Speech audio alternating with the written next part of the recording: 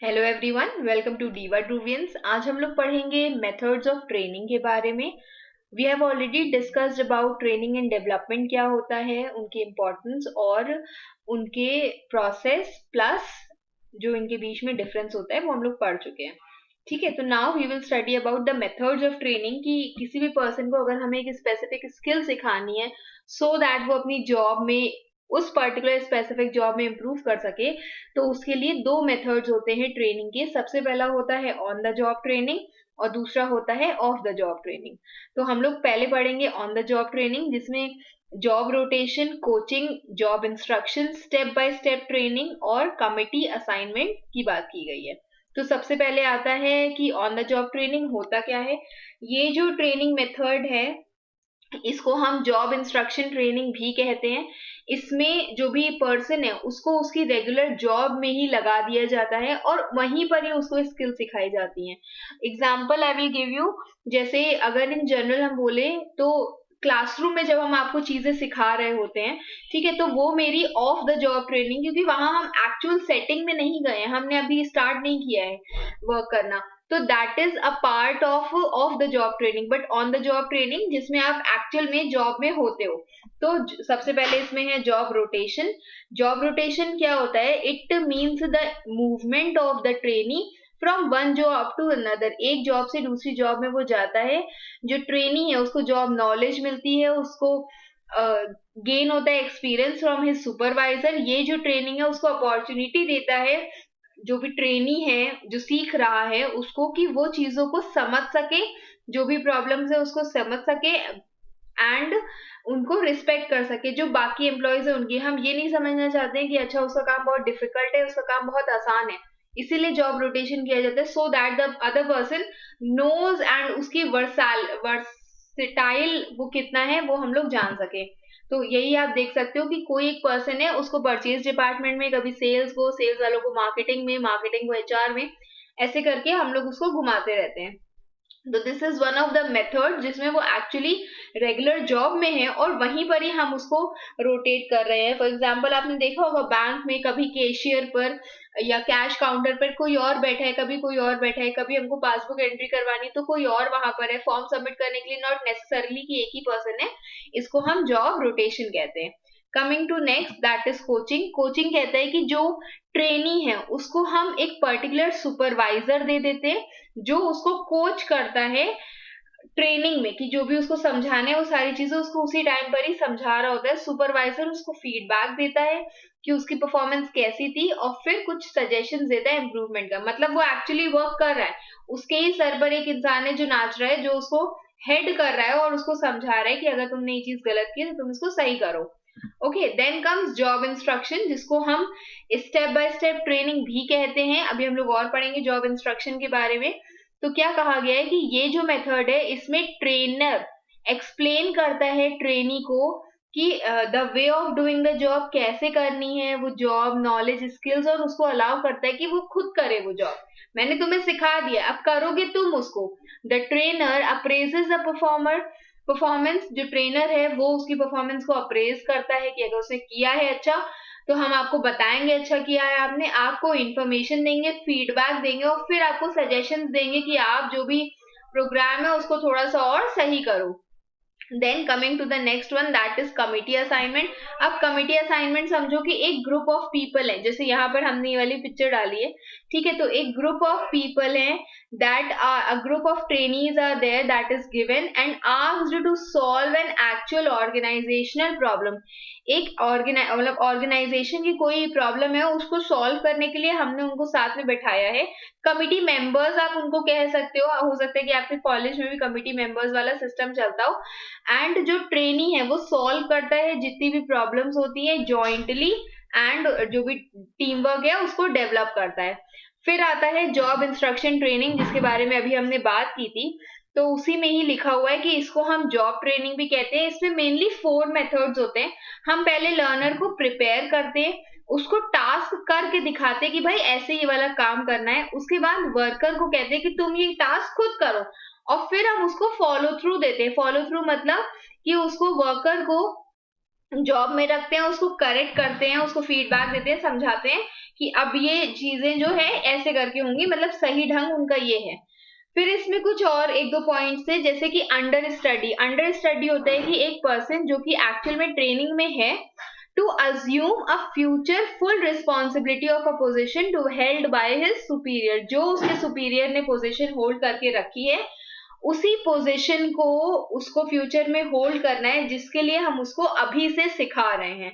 ये जो मेथड है, this supplies the organization with a person जो कॉम्पिटेंट है, जैसा कि उसका सुपीरियर है, उसी पर्टिकुलर पोस्ट को फिल करने के लिए। यूजुअली जो हायर पोस्ट होती है, they are not filled by outside people, तो इंटरनली ही उनको यूजुअली आई एम टेलिंग, मतलब कि हम क्योंकि जानते हैं अगले को, तो फिर हम उसको ऐसे ही इंटरनली उसको फिल करने की ट्राई करते हैं कि if we get the best skill. नहीं मिलता है तो फिर इट कम्स फ्रॉम आउटसाइड। तो अंडर स्टडी यही होता है, वो पर्सन जिसको हम ट्रेनिंग दे रहे हैं कि वो फ्यूचर के जो रोल्स हैं उनको समझ सके। ठीक है, देन कम सिलेक्टिव रीडिंग। यहाँ पर बाय रीडिंग जो सिलेक्टेड प्रोफेशनल बुक जर्नल्स हैं, इनको पढ़ने से मैनेजर जो है he can keep in touch with the latest development of research finding. जो भी उसको रिसर्च हुई है, थ्योरीज है, टेक्निक्स है मैनेजमेंट में, वो सारी उसको पता चल जाती है। कई सारी ऑर्गेनाइजेशन जो होती हैं, वो अपने ही ऑर्गेनाइजेशन में लाइब्रेरीज मेंटेन करती हैं फॉर एग्जीक्यूटिव्स और मैनेजर्स, सो दैट वो उनको रीड कर सके और अपनी स्किल्स को इम्प्रूव कर सके। Then coming to the next one, that is off the job training. अब ऑफ द जॉब ट्रेनिंग आपको ये कहती है कि हम आपको अलग से सिखाएंगे, और उसके बाद आप ट्रेनिंग हम आपको अलग से देंगे, और उसके बाद आप सीखोगे जाकर के अलग। ठीक है, you are not in the actual training जब आप वहां पर हो, आप जॉब नहीं कर रहे हो, आपको अलग से हम सिखा रहे, so that you can get a job और you can perform nicely if you already have a job. तो the trainee is separated from the job situation, और उसका जो भी अटेंशन होता है वो पूरी तरीके से जो भी चीजें उसको सिखाई जा रही है, लर्निंग, उसको सीखने में उसका पूरा अटेंशन होता है वहां पर। ओके, तो इसमें सबसे पहले आता है वेस्टिब्यूल ट्रेनिंग। वेस्टिब्यूल ट्रेनिंग में क्या होता है कि हम एक्चुअल वर्क कंडीशंस को साइमुलेट कर देते हैं। जो भी मटेरियल फाइल्स हैं, जो भी इक्विपमेंट्स चाहिए होते हैं, वो सारे हम लोग ट्रेनिंग में यूज करते हैं, वो हम वहां पर अरेंज कर देते हैं।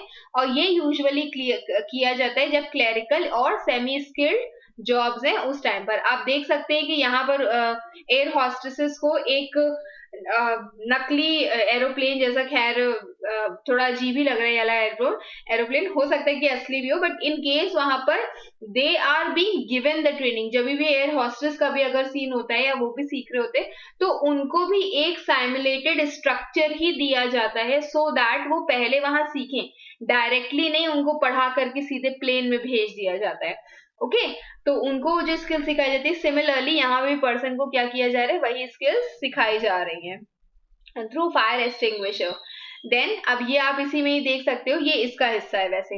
Next is role playing. Role playing क्या कहता है कि ये एक मेथड है ह्यूमन इंटरैक्शन का, जिसमें रियलिस्टिक बिहेवियर जो होता है वो हम लोग इमेजिनरी सिचुएशन में डालते हैं।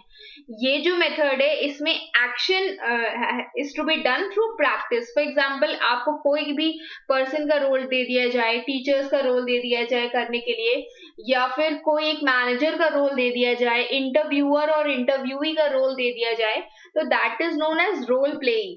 अब इसी में ही देखो, यू कैन सी दैट हम अब देखो दो लोग बीच में कॉन्वर्सेशन कर रहे हैं, पहले ये कह रहा है टू बी और not to be, that is the question, मुझे ये बनना है या ये वाला रोल प्ले करना है, सवाल ये है। तो ये क्या कहती है, that don't mind David, he takes these roles too seriously. तो इससे वो कह रही है कि डेविड, उसकी बात मत सुनो ज्यादा, वो इन सब चीजों को बहुत ज्यादा सीरियसली ले लेता है। उसी किरदार में खुद को ढाल लेना is known as role playing. ठीक है, फिर साइमुलेशन इससे कैसे अलग होता है। साइमुलेशन में हम एक अच्छा सा स्ट्रक्चर बना करके देते हैं आपको। अगर आप मैनेजर हो तो हम आपको पूरा वो सिनेरियो देंगे, पूरा बकायदा केबिन देंगे, अच्छा सा चेयर देंगे, वो होता है साइमुलेशन। और यहाँ पर हम सिर्फ आपको एक किरदार दे रहे हैं कि भाई दो कुर्सियां हैं, बैठ जाओ यहीं पर ही, और इंटरव्यूअर इंटरव्यूई का रोल प्ले करो। Okay, then comes the lecture method. अब लेक्चर मेथड बहुत ज्यादा ट्रेडिशनल और डायरेक्ट मेथड है, जिसमें एक इंस्ट्रक्टर होता है, मटेरियल को ऑर्गेनाइज करता है ग्रुप ऑफ ट्रेनीज के लिए in the form of talk. बात करता है, बोल बोल करके बताता है, और ये तब किया जाता है when there are a large number of people. Then comes conferences, जो कि क्लरिकल प्रोफेशनल्स और सुपरवाइजरी पर्सनल के लिए होती हैं. This involves a group of people जो अपने आइडियाज को सामने रखते हैं, एग्जामिन करते हैं फैक्ट्स को, जो भी आइडियाज के अजम्पशंस है उनको, और उसके बाद फाइनली कंक्लूजन ड्रॉ करते हैं.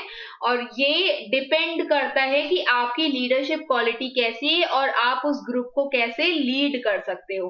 ठीक है, तो उसी से रिलेटेड हमें सिखाया जाता है इन जनरल. तो दैट इज, वो थोड़े से बड़े लेवल पर होता है. Then comes programmed instruction. अब प्रोग्राम्ड इंस्ट्रक्शन बहुत ज्यादा रिसेंट ईयर्स में बहुत ज्यादा बना है. वैसे तो ये एक्सपेंसिव और टाइम कंज्यूमिंग है. क्या कहा गया है? Programmed instruction is a method of individualise instruction जहां पर each individual learns by himself at his own rate. Programmed learning जो है, it consist of new knowledge, जिसको हम स्टेप्स कहते हैं, जो कि सीक्वेंस में अरेंज्ड है इन सच अ वे कि जो स्टूडेंट है वो इजिली उसको समझ सके. It involves the delivery of training through instruction that is delivered via some electronic device. ठीक है, without the presence of instructor, instructor वहां पर नहीं है और उसके बाद ही हम आपको एक ट्रेनिंग प्रोवाइड कर रहे हैं. आप एग्जाम्पल इसमें ले सकते हो लैंग्वेज ट्रेनिंग का. Okay, then comes case study. Case study होता है कि जहां पर जो भी पीपल है, आपने बहुत सारे अपने एग्जाम्स में भी केस स्टडी सॉल्व की होंगी. एक आपको क्वेश्चन दे दिया जाता है और which is written for discussion purpose, कि हम उस केस स्टडी को लिख लेते हैं, अपने पास रहता है, और उसी से रिलेटेड कुछ एनालिसिस निकालते हैं उस सिचुएशन का और उसके कॉजेस का. There would be several solutions. एक प्रॉब्लम के बहुत सारे सॉल्यूशंस हो सकते हैं और implications need to be examined, कि उनके जो भी एंड रिजल्ट है हम उनको भी समझें. ठीक है, तो वो आता है आपका केस स्टडी में, कि हमने आपको एक केस दिया, अब उससे रिलेटेड हम 4-5 क्वेश्चंस दे देंगे आपको, वो आपको सॉल्व करने, वेदर इन ओरल और इन रिटन. भले ही जो केस स्टडी होती है वो इन रिटन ही होती है. Then next one is brain storming. Brain storming, एक प्रॉब्लम दी जाती है और ideas are invited from the trainees. Criticism of ideas critically examined. कोई ट्रेनर वहां पर नहीं होता है और ट्रेनी जो होते हैं they are stimulated to creative thinking. उनको सोचने पर मजबूर कर दिया जाता है कि भाई सोचो, अपना ब्रेन स्टॉर्मिंग करो. और इसका जो पर्पस होता है वो सिर्फ इतना होता है that to reduce the inhibiting forces by providing for a maximum of group participation and divergence. कि हम बाहरी फोर्सेस को रोक करके सिर्फ इतना कर रहे हैं, जो मेरे इंटरनल फोर्सेस हैं उनको हम आगे कर रहे हैं, सो दैट जितना भी ग्रुप पार्टिसिपेशन है वो हम कर पाए, इन्वॉल्वमेंट उसमें हम कर पाए. ओके, तो this you can see as a part of brain storming. हमने आपको एक सजेशन, एक प्रॉब्लम दे दी है, अब how you, what is your road map, आप कैसे पहुंचते हो सॉल्यूशन तक, this you have to decide via critical thinking. Okay, so that's all for today.